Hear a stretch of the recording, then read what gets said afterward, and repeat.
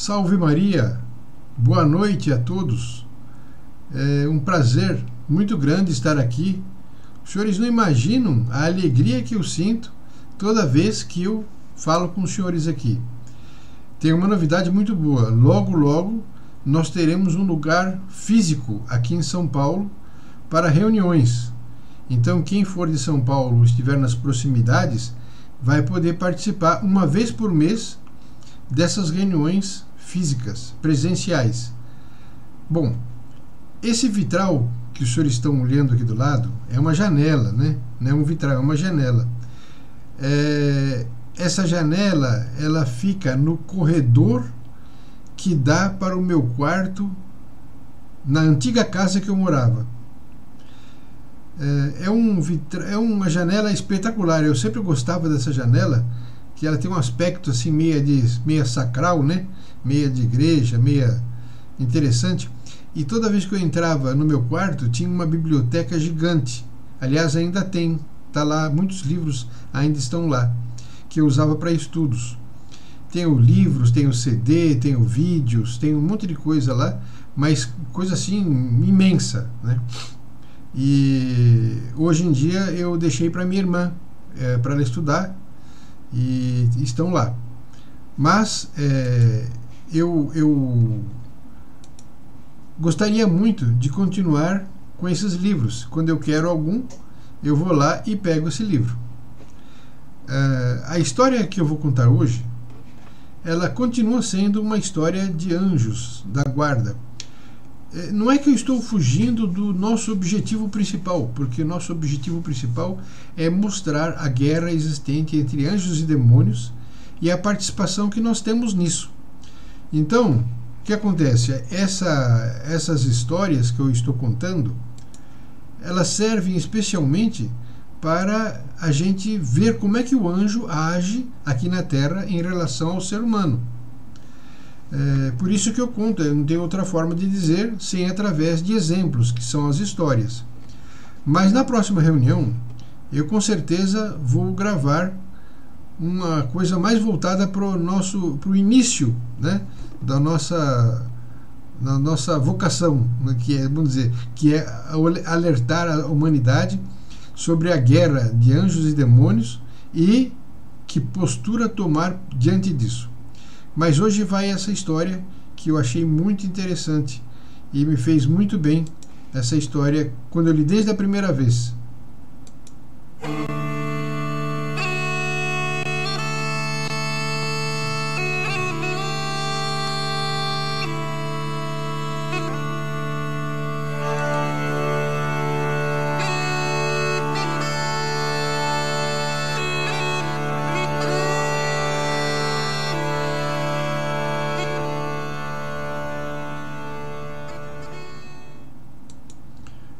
Realmente essa janela aí é muito importante. Para mim, pelo menos, traz grandes recordações das leituras e dos estudos que eu fazia e que ainda faço hoje, né? Mas hoje é mais direcionado para os anjos. Imagine o seguinte: a Suíça, maravilhosa, a Suíça é maravilhosa. No ano de 1880, a Suíça tinha assim, não existia carros, o pessoal andava a cavalo, né? Então existia uma capela que o padre Gregor, ele estava dormindo e no meio da noite ele ouviu uma voz dizendo o seguinte: vá logo a tal ponto das montanhas da Suíça para levar a comunhão a um homem que vai morrer. Ele acordou assustado, falou: puxa vida, mas que foi um sonho, mas essa voz aí. E ele era muito devoto dos santos anjos. Ele rezava todos os dias para os santos anjos e mais, pelas almas do purgatório também. Então, muitas vezes as almas do purgatório ou os santos anjos vinham trazer mensagens para ele. Ele, imaginando que fosse uma mensagem do anjo da guarda, pegou o cavalo, chamou o sacristão e disse para ele: vamos para essa região aqui das montanhas suíças, porque alguém precisa de nós. Pegou o cavalo e foi. Chegando na Suíça é maravilhoso, né? Paisagem feérica, coisa não tem o que falar, não é verdade? Chegando lá, ele encontrou um lenhador que ele fez a seguinte pergunta: o senhor lenhador, existe algum enfermo na sua família? E ele disse: não, que eu saiba, graças a Deus, não. Nenhum enfermo na minha família. E o senhor também está bem? Estou bem. Então tá bom. E ele partiu com o seu cavalo, ainda pela Suíça, né? Procurando pessoas. E nas casas que ele parava, ele perguntava: alguém enfermo aqui? Os senhores conhecem? Se tem alguém precisando de um padre, de uma extrema-unção, da unção dos enfermos, né? Naquela época se chamava extrema-unção, hoje unção dos enfermos. E nenhum enfermo, nenhuma pessoa apareceu pedindo ajuda de um padre. Aí ele pegou e voltou. Falei: bom, então o aviso que eu recebi foi um engano, né? Ou foi um sonho. Então fizemos nossa obrigação, vamos voltar para a nossa capela. Passando novamente para o lenhador, falei: olha, eu viajei por todo esse canto aqui e não achei ninguém. Eu vou voltar para minha capela. E o lenhador disse para ele: senhor padre, já que vós levais o Santíssimo Sacramento, eu não posso, por causa de minha velhice, ir à igreja, porque é muito distante. Então, vai para minha casa, descansa um pouco, se alimente lá, depois ouvi-me em confissão e dai-me a comunhão. Aí o padre aceitou. Foi para a casa dele, descansou um pouquinho da viagem, que era terrível, de cavalo, né?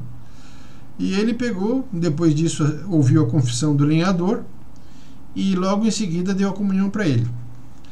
Depois ele se despediu de todo mundo e pôs-se em marcha novamente para voltar para a capela. Mas mal ele saiu do lugar, dentro de um pouquíssimo tempo, um jovem saiu correndo em direção a ele e falou: padre, padre, padre, volta aqui. O que foi, menino? Olha, por favor, meu pai teve um ataque e precisa do senhor urgentemente. Aí ele voltou. Quem será que foi que teve o ataque, né? Bom, quando ele chegou, era a mesma casa que ele tinha saído, era o lenhador, que estava perfeitamente bem de saúde, mas foi só ele sair da casa, o homem teve um ataque do coração e estava no morre, não morre. Aí o sacerdote foi lá e deu-lhe a extrema-unção. E o lenhador disse assim: padre, o senhor veio aqui porque meu anjo da guarda sabia que eu ia morrer e lhe chamou, mas eu não estava doente.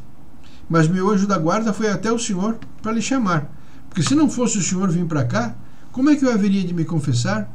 Como é que eu haveria de comungar e agora receber os últimos sacramentos? Bom, o padre pensou bem: é verdade, isso tudo é verdade. Deu-lhe a extrema-unção e logo em seguida ele faleceu. Bendito seja Deus, que atendeu as pessoas e mandou os seus santos anjos. Essa história é uma história muito interessante. Como é que o anjo da guarda cuida da gente? O homem estava perfeitamente bem de saúde, não tinha nada, pelo menos aparentemente.